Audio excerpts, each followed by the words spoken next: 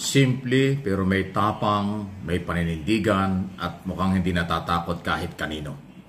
Ito po ang pwede kong masabi at pagdidescribe kay Police Major General Nicolas Torre III ng PNP, Director ng Criminal Investigation Detective Group o CIDG. Pakinggan nyo ang kanyang pahayag tungkol sa kung ano yung ilan sa mga nangyari habang inaresto nila ang dating Pangulong Duterte. Eto yun, no? Nagsorry pa nga siya dahil nalit pa raw yung pagsasakay sa aeroplano. Upuan niya, upuan ng Presidente ng Pilipinas yun. Hindi siya Presidente ng Pilipinas. Isipin mo naman yun. Anong klaseng bend backwards yun? That is the 250th Airlift Wing, which is the Presidential Airlift Wing of the Republic of the Philippines. Ang upuan niya, Presidential Chair. And he is an arrested person. Oh, sige nga. Hindi ba? So, yun yung sinasabi ni General Torre. Ganon katindi yung special treatment na kailang ginawa. Pinayagan niya gamitin ang presidential lounge dyan sa airport, dyan sa Villamor Air Base, na dapat ang gumagamit lang noon ay si Pangulong Marcos pagka umaalis at dumarating ng ating bansa. Pati yung upuan, pati yung lahat ng gamit doon, pinagamit niya. Ganon daw kung katindi ang special treatment, pero binabaligtad pa ng mga DDS ang istorya. Kaya ngayon nakapagsasalita na si General Torre kung anong nangyari, pati yung pagkaka-aresto kay Medeldea. Hindi ba special treatment yun? Pasensya na po kayo, talagang napakalaking special treatment ang ibinigay natin sa former President Duterte. Para wala lang gulo at mapagbigyan ang lahat ng kanyang kahilingan. First choice namin doon, si Hanilet. Ay sumama. So, pili kami ng isang abogado. Nag-volunteer nga si E.S. Medeldea. Yung po isang naging issue dyan. Bakit hindi sinamahan ni Hanilet si dating Pangulong Duterte? Siya yung nasa manifesto na kasamang bibiyahe from Villamor Air Base patungo ng Netherlands. Pero tumanggi, hindi daw sumama si Hanilet. At ang katwiran, wala daw siyang passport. Paano mawawala ang passport? Ay galing siya sa Hong Kong. Natural gumamit ng passport. So, yung pag-deny niya at hindi niya pagsama kay dating Pangulo para samahan doon sa Netherlands, bakit siya hindi sumali? Bakit ganon? Diba? Tanong lang ito. Hindi ba niya mahal ang dating Pangulo? Bakit niya hindi sinamahan? Di ba dapat ang asawa sasama yan hanggang sa huli? Lalo na yung pagkaka-arrestong yon na itinuturing nilang kidnapping kahit napalpak. Hindi naman kidnapping. Pero bakit hindi mo sinamahan? Kaya doon na-delay, binago yung manifesto. Napilitan tuloy isama ay si Medeldea. Ito yung paliwanag Antindi. Ano yon? Bakit nagkaganon? O diba? Napansin din ni Sir Mike Abe. Antindi ng tanong ni Sir Mike Abe, di ba? Hindi ba niya mahal si Digong? Ako hindi ko natanong yan Kita niyo si Sir Mike Abe pa nagtanong yan. Di ba? Kasi yun yun ang katotohanan. Yun ang papasok agad sa kaisipan natin. Si Hanilet ang sasama kay Digong sa dahig. Kasi siya ang asawa, hindi si Medeldea. O Medaldaldea. Diba? Alam nyo ngayon din parang kasi nag-trending tong issue na ito around 2 days ago. At marami po ang nakapansin niya na mga nagko-comment sa mga vlog natin, sa mga posts, pati sa mga iba nating kasamang vlogger na mga pro-admin. Napansin din nila yan. Bakit hindi si Hanilet sumama sa Dahig, Netherlands? So, ako, bilang isang dating sumusuporta kay FPRRD, dating humahanga, ang isang pumasok agad sa aking kaisipan, ang unang sasama sa kanya papunta sa Dahig ay walang iba kung hindi si Ma'am Hanilet. No explanation, no excuses. Walang kahit anumang palusot, 'di ba? Kasi kung kunwari ako si Digong at ako'y hinuli ng Interpol at ako naman ay pinapasama ni General Torre. abay talagang ako hindi papayag na hindi sasama ang aking asawa. So, pasasamahin ko yung asawa ko kahit anong mangyari. At kung hindi man nakalagay dun sa manifesto yung pangalan ng asawa ko, hindi rin ako papayag. Sasabihin ko kay General Torre, General, hindi ko muna isasama yung mga abogado ko, hindi ko muna isasama yung kahit sino mga Poncio Pilato na yan. Asawa ko ang ilagay mo diyan sa manifesto ko. Asawa ko ang isasama ko doon sa dahig. Kahit anong mangyari di ba? Ang mga partner, asawa, live-in, kabiyak, di ba? Yan po ay talagang true thick and thin. Kaya yan hindi kasal, kaya yan kasal, kaya yan nagli-live-in lang, kaya meron lang silang anak, di ba? Ang ano niyan, magsasama talaga sila sa hirap at ginhawa. Kahit nakasal lang yan sa banig. Di ba? Yan ang yan ang katotohanan. Saka sa ating mga Pilipino ay kumbaga loyal tayo sa mga partner natin. Tapos tayo ay kumbaga gusto natin, lagi natin kasama ang mga partner natin sa mga mangyayari sa buhay natin. Hindi yung katulad nito, na sinabi nga ni General Torre, si Hanilet ang nakalagay sa manifesto pero ayaw sumama, tumanggi dahil wala daw passport. Parang ang babaw. Di ba parang hindi tayo hindi nga ako makapaniwala sa totoo lang. Ang hirap paniwalaan, walang passport. Alam natin na galing siyang Hong Kong.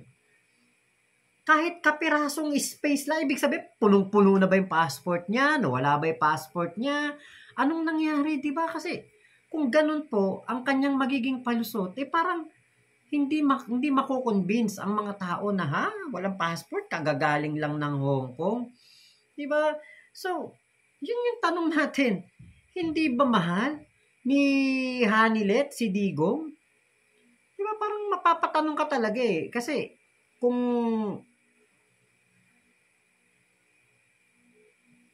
kahit anong dahilan alam niyo sa totoo lang, ang babaw Yung sinasabi na walang passport, napakababaw nun. Napakahirap paniwalaan, lalo pat galing lang po sila doon sa sa Hong Kong, di ba? Ngayon, meron po kasing video, ito hindi ko na lang ipe-play yung video, pero meron pong kumakalat na mga litrato sa SOCMED. Ito, na-ano ko to na-save ko to Ayan, na-save ko. Ayun. Ito, okay, ito,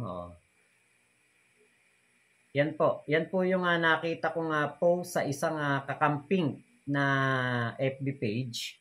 So, ito po ay si Hanilet at si Philip Salvador po ito. Diba? So, at times na may mga nangyayari na hindi maganda, diba? Saka pa nangyari to. Itong hindi pagsama ni Hanilet kay Digong. Tapos ito pa Yan po. Ewan ko kung ito ba talaga matatawag niyo pa bang alalay pa ba yan? Parang 'di ba? Parang hindi akma sa sitwasyon, lalo pa at ang asawa ni Hanilet. Kasi kahit na ano pang sabihin natin, asawa na yan hindi naman na matatawag na kabit dahil si Hanilet ay talagang siya ang parang tumayong first lady noong panahon ni Digong Hindi naman si Zimmerman o yung nanay ni Sara, di ba?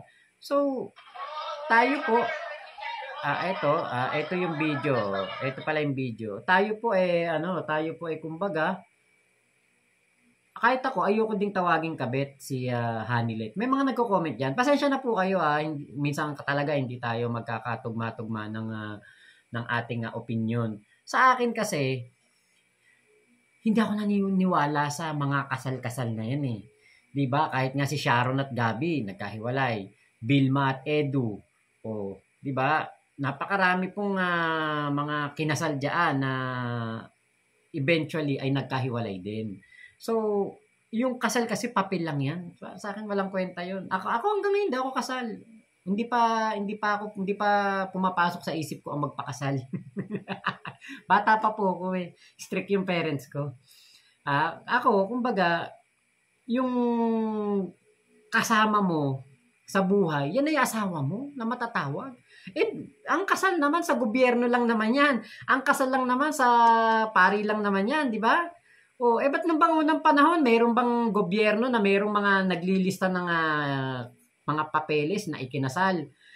Si Ebat Adan, wala naman, di ba? Kaya yan, talagang yan na yung asawa ni Digong.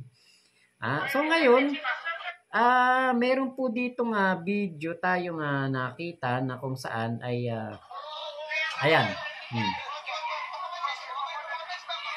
Si Ipe yan, si Philip Salvador. Pinoprotektahan niya si Hanilet.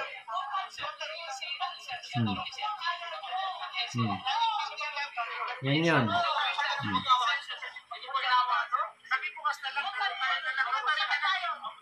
Okay.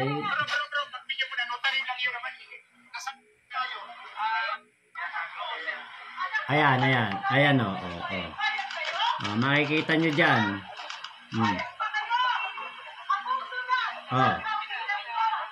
Diba? Bakit kailangan ni Ipe na ganyanin si Hanilet? Ayan o. Inahawakan sa braso. Hindi tama. Wag mo nang ganyanin. Diba? Kaya tuloy na-i-issue eh. Kaya nagkakaroon ng issue eh. Hindi naman kasi kailangan yung mga ganong pagyapos o pagyakap. Hindi kailangan yun. Kita nyo dito sa litrato na ito, grabe yakap ni Digong. Kaya, grabe pala yakap ni Philip Salvador kay Digong, di ba? Kaya alam nyo, hindi nakaligtas sa mata ng ating kaibigan na si Sir Mike Abe. Hindi nakaligtas sa kanya ang issue na ito at napatanong din, di ba? Mas matindi pa yung tanong, hindi ba mahal ni Hanilet si Digong? Kasi ako hindi ko natanong yun eh. Hindi yan ang pumasok sa isip ko eh. Kasi ang nakikita kong Hanilet at Kitty Duterte nagwawala doon sa Villamor Air Base. Grabe pagwawala. Tapos malaman-laman natin hindi pala siya sasama, tatanggihan niya yung pagsama kay Digong doon sa Dahig, 'di ba? So doon ako nakapokus yung parang ayaw nilang mahiwalay kay Digong, nanggigigil sila kay General Torre. Ayaw nilang mawala sa paningin nila si Digong. Tapos yung ikaw pala yung nakalagay doon sa manifesto, tatanggihan mong samahan si Digong doon sa Dahig. Diba? Kaya ako, ang natanong ko noon, anong klase kang partner? Diba?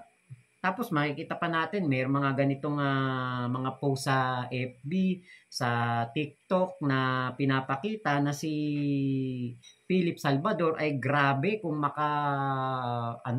iba yung hindi tama di ba? Ewan ba natin? So ito pa po yung pagpapatuloy ng video ni Sir Mike Abe. Isang abogado, nag-volunteer nga si E.S. Mijaldea. Kaya nga, na-delay pa yun.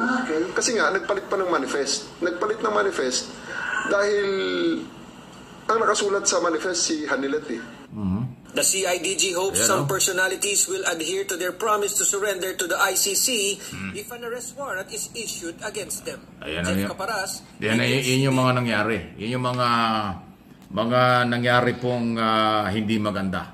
Okay? Hindi maganda kasi na-delay dahil din sa kanila. Hindi lang pala yung fake news na meron daw temporary restraining order ang Korte Suprema na hindi naman pala totoo. Kung hindi yung pagpapalit ng manifesto dahil si Hanilet, yung kanyang common law wife, ay ayaw sumama. Yan ang tanong ngayon. Kayong mga DDS, kayong mga Duterte, sa huling pagkakataon na mas kailangan ni Duterte na siya may kasamang mag-aalaga sa kanya dahil may sakit siya. Sabi niyo, may sakit, mahina, may edad. Bakit yung asawa? Yung common law wife, ba't hindi sumama? Ayaw nga eh. Kaya daw napilitang mag-volunteer si Mijaldea na siya na lang. May intriga pa dyan. Ano yun? Anong ibig sabihin niya? Ha? So ikaw ngayon, Hanilit, magpaliwanag ka ngayon sa mga Duterte at mga followers ng mga Duterte, yung DDS. Bakit hindi mo sinamahan? Ay ikaw yung itinuturing na membro ng pamilya ng mga panahong yon. Okay? Yan na yun eh. So kinumpirma rin po ni General Torres yun nga pong pananakit ni Hanilit, pagpalo ng cellphone doon sa ulo ng isang pulis na talagang lumaki ang bukol sa ulo. At yung kanyang mismong pag-aresto dahil talagang hindi na daw niya matiis ang sobrang parang obstruction of justice na ginagawa ni Salvador Medaldea. Kaya kanyang sinabihan, obstruction of justice, you are under arrest dahil hinaharang mo itong warrant of arrest. Kaya napusasan. Ayun ho, ang nangyari. Nakita mo, ang tapang, ang talino, at ang lakas ng loob ng butihing general. Simple lang kung magsalita. Simple lang. Pero, nagsorry pa nga siya, kaya daw na-delay yung pagbiyahe. Hindi sana tatagal ng gano'n kung hindi nagkaroon ng aberya doon mismo sa pamilya. Yan ngayon ang malaking tanong. Anong dahilan? At hindi katanggap-tanggap yung dahilan wala siyang passport. Hindi pwedeng walang passport dahil kababalik lang nila galing ng Hong Kong eh. Baka sasabihin walang passport. Hindi niya sinamahan. Kayong mga DDS, yan ang itanong nyo kay Hanilit. Bakit hindi sinamahan yung kanyang asawa? Bakit hindi niya sinamahan? Si Duterte na sinasabi niyo may edad at may sakit na dapat siya mag-alaga. Bakit si Medaldea napilitan mag-volunteer dahil walang sumama? O kahit yung si Kitty, yung anak, dapat sumama sila. Dapat yung mag-ina sumama. Bakit hindi kayo sumama? Bakit hindi niyo sinamahan hanggang sa huling pagkakataon ang dating Pangulo? May mga DDS supporters na gustong-gustong makita si Digong. Gustong-gustong lapitan si Digong. Pero kayo naman, nandoon na, kasama kayo, dapat kayo volunteer sumama. Imiwas pa kayo. At yung katuwirang walang pasaporte ay isang napakalaking kalokohan. Sabi nga ni General Torre, paano wala yung passport mo? Galing ka sa Hong Kong, alam mo, wala kang passport. So yan, yun ang dahilan kung bakit walang immediate family na dumating doon. Kaya siguro, yun ang dahilan kung bakit voluntary na nagpunta sa Netherlands yung magkapatid naman, yung original na anak, si Sara Duterte, Vice President, at si Pulong Duterte. Nang ibabaw yung dugo ng tunay na mga anak. O yan, ano inyong masasabi dyan? Wow. Siyempre, hindi magugustuhan ng mga original na Duterte yung ginawa ni Hanil eh. Dahil bakit siya tumangging samahan? Kaya pala, kung yung mga gunita, paulit-ulit na sinasabi ni Duterte nung siya inayayan at sinasabihan ni General Torre na panahon na sir, time na para umalis na tayo. Sumakay ka na ng aeroplano. Sabi hindi, hintayin mo natin yung dalawa kong anak. Yung anak kong abogada at anak kong lalaki, hintayin natin. Kasi kung dumating yon at pinayagan, malamang yun ang sasama sa aeroplano. Si Sara Duterte at si Pulong Duterte, pero hindi na nahintay.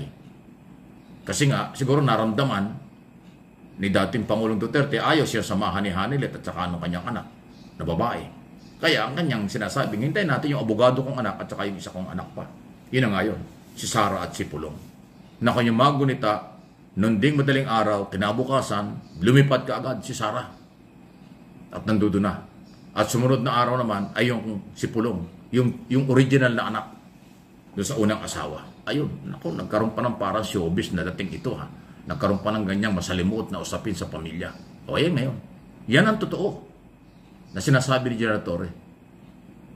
Dahilan kung bakit na-delay. Hindi na-delay ang biyahe dahil sa pulis o dahil sa gobyerno. Na-delay dahil sa kanila. Kasi ang piloto, hindi ka ililipad kung wala ka sa manifesto. Kung mali ang manifesto, pananagutan ng piloto yun. Kaya hindi lumipad yung aeroplano pala dahil nga ang nakalagay doon ay si Hanilet. Pinalitan pa yung manifesto at yung volunteer na si Salvador Medaldea ang ipinalit doon sa ayaw sumama. Wow! Ano yung masasabi dyan? Ayan na, naglabasan na ho ang totoo. Hindi fake news yan. Nanggaling mismo kay General Torre na hindi naman nagpe-fake news. Biktima nga siya ng panlalait, pagmumura at mga fake news ng mga DDS. Diba? Ayan. Please, like and share ng video.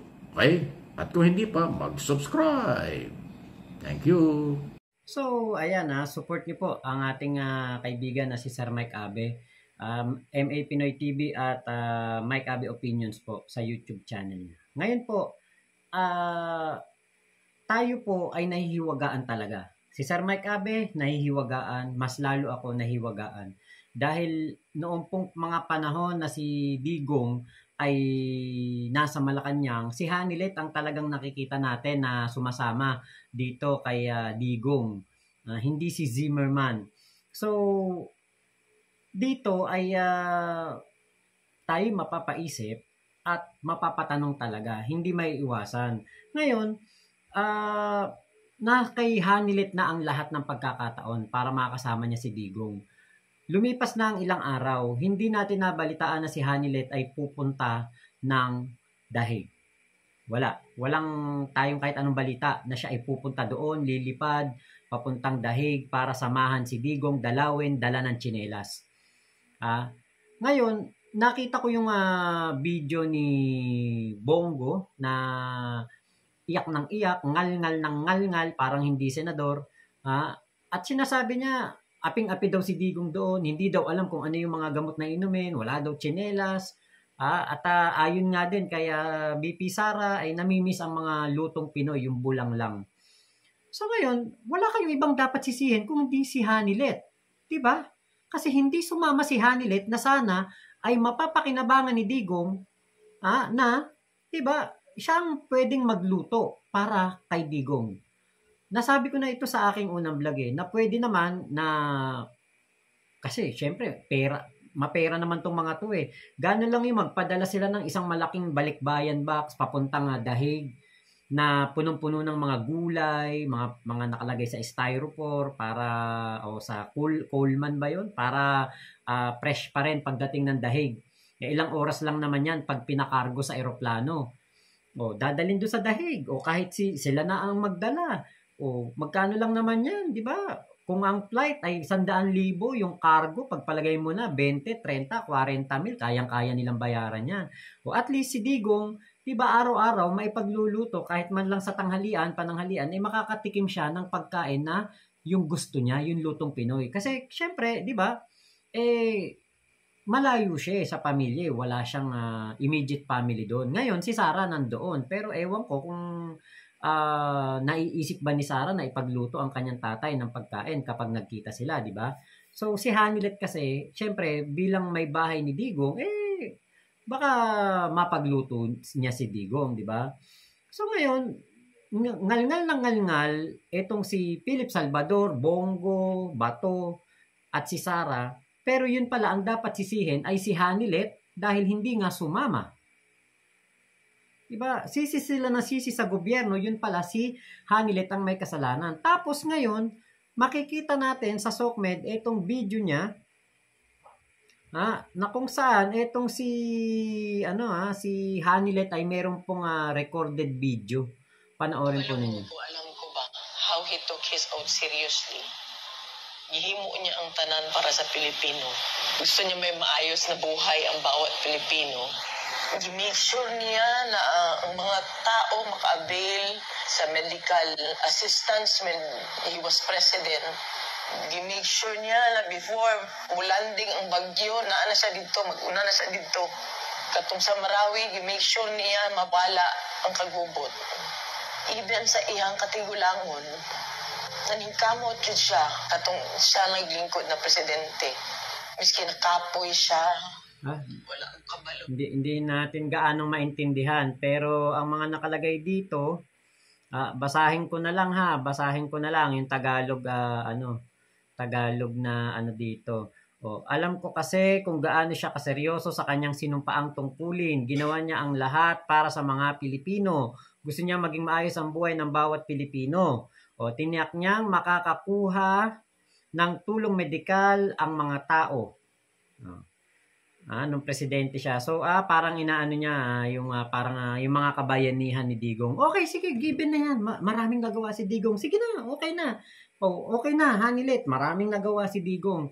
Pero, hindi pa rin yun pasaporte para hindi dumaan sa due process ang 30,000 na mga naging biktima ng EJK.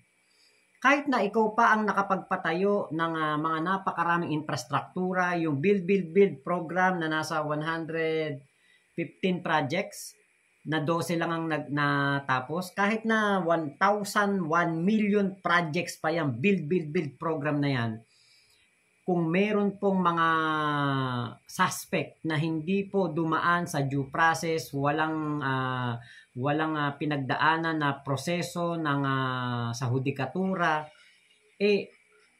wala pong kwenta yan. Kahit ano pa po ang nagawa ni Digong. Yan ang hindi maintindihan nito mga DDEBs. Ako, ayaw ko din sa adik. Lahat tayo ayaw natin sa adik. Lahat tayo ayaw natin sa mga gumagamit. Talagang delikado ang mga taong gumagamit.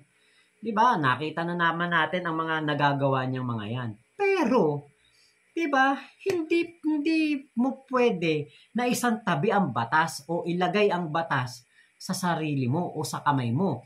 Hindi mo pwedeng sabihin sa iyong tauhan na sabihan mo naman laban para hindi na sumikip ang BJMP. Para hindi na sumikip ang bilibid. Hindi po pwede yung ganun. Ayaw nating lahat sa gumagamit. Pero, yung problema ay hindi masosolve ng isa pang problema. Diba? Kung sila yung mga suspect, diba? Hulihin. Idaan sa tamang proseso at kung talagang may kasalanan, ipakulong. Hindi. Diba? Ano sabi ni Digong? Sisikip pa yung BJMP at bilibid at dagdag pakainin pa. Kaya yung sinisigaw niyong due process para kay Digong, napakatindi na po ng due process na nagawa para kay Digong. Bakit? Kinasuhan po siya sa ICC, 8 taon na ang nakalipas. Ano na po ba ngayon? 2025 na? So, sobrang delay na po ng mga hustisya para po sa mga biktima ng EJK. Binasahan po siya ng warrant. Binasahan po ng karapatan. Disenteng pwesto po ang pinag-antayan na presidential lounge. Doon dumadaan ang mga presidente pag-aalis. Yun pong lugar na yon, yung inupuan ni Digong ay upuan po ng mga presidente. Kita nyo kung gaano siya ka-VIP. Siya po ay Filipino citizen lamang. Hindi po siya politiko, hindi po siya nakaupo sa kahit anong sangay ng gobyerno, wala siyang katungkulan. Citizen lang siya pero nakaupo po siya sa presidential seat. May mga doktor at nurse po na nakaantabay, na nagbabantay, nagmo-monitor ng kanyang kalusugan. May magandang eroplano, private jet po. At ang gobyerno po ng Pilipinas ang nagbayad noon sa paglipad na yon ng eroplano na yon papunta sa Dahig. Imposible namang sabihin nilang hindi masarap ang mga pagkain doon at hindi maayos ang mga pagkain doon. Sinalubong pa po yan sa Netherlands. Chinek up ang kalusugan. Maayos ang detention room, may TV, may mga libro, mayroong mga toiletries, sabon, shampoo, toothpaste, toothbrush. Sa BJMP o sa Bilibid, wala. Nirespeto po ng mga hukom. Kaya po, yung sinisigaw nitong si Bato, si Bongo, at si Philip Salvador na walang due process, pati si Salsal Panelo at iba pang mga DDEBs, ano pa bang due process ang gusto nyo? Ito bang mga ginawa kay Digong? Doon sa Villamor Air Base hanggang Netherlands. Yan po ba ay naranasan ng biktima ng EJK? Wala. Wala pong due process lahat yun. Basta tinuro na pagbintangan para makaipon ng quota ang mga tauhan ni Digong. Pati mga bata, pati yung mga kabataan katulad ni Kian De Los Santos. 'Di ba? Ano sabi ni Kian? Tama na po, may test pa po ko bukas. 'Di ba?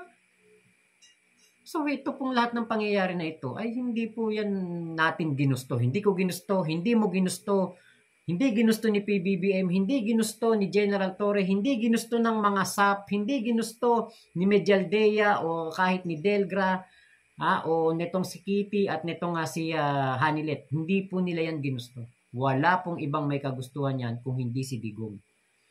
Dream come true ni Digong ang mga pangyayari na ito. Diba? Kaya po, yan. Ngayon, tatanungin natin si Ma'am Hanilet, hindi ba niya mahal si Digong? ano yun, nung panahon na si Digong ang presidente, sama siya ng sama, sunod siya ng sunod. Tapos ngayon, na eto nga si Digong ay humaharap sa napakalaking problema ng kanyang buhay, hindi sinamahan, diba? So, yun lamang po. Maraming salamat sa pagsama nyo dito sa aking vlog na ito. Ingat po kayo. Nasa mang panig kayo ng mundo. Momo, chup chup, love you. God bless us all, Pilipinas. God first. Check nyo ha. Baka hindi na kayo mahal ng mga asawa nyo ha. Check nyo. Tanungin nyo yung mga asawa nyo dyan.